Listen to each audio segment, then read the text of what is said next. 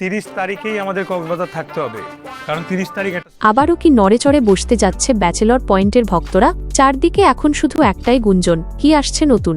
গত কয়েকদিন ধরে ব্যাচেলর পয়েন্ট টিমের কিছু নতুন পোস্টার সোশ্যাল মিডিয়ায় রীতিমতো ঘোরাঘুরি করছে। এই রহস্যময় পোস্টার এবং নির্মাতাদের কিছু সাইন ল্যাঙ্গুয়েজ কিন্তু বড় কোনো ধামাকারী ইঙ্গিত দিচ্ছে। নেটিজেনদের চোখ এড়ায়নি ব্যাচেলর পয়েন্ট টিমের সাম্প্রতিক প্রতিটি মুভমেন্ট।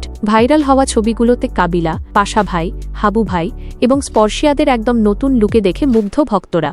সবার মনে এখন একটাই প্রশ্ন, প্রিয় পরিচালক কাজল আরেফিন অমি এবার কোন চমক নিয়ে আসছেন? শোনা যাচ্ছে এবার গল্পের পটভূমি হয়তো ঢাকার জ্যাম, আর সেই চিরচেনা ব্যাচেলর বাসার চার দেয়াল নয়। ব্যাচেলর পয়েন্টের সদস্যদের নতুন নতুন লোকেশনে এবং সম্পূর্ণ ভিন্ন রূপে দেখা যাচ্ছে। পোস্টারগুলোর ব্যাকগ্রাউন্ডে স্পষ্ট ফুটে উঠেছে দূরে কোথাও ট্যুরে যাওয়ার এক রোমাঞ্চকর আবহ।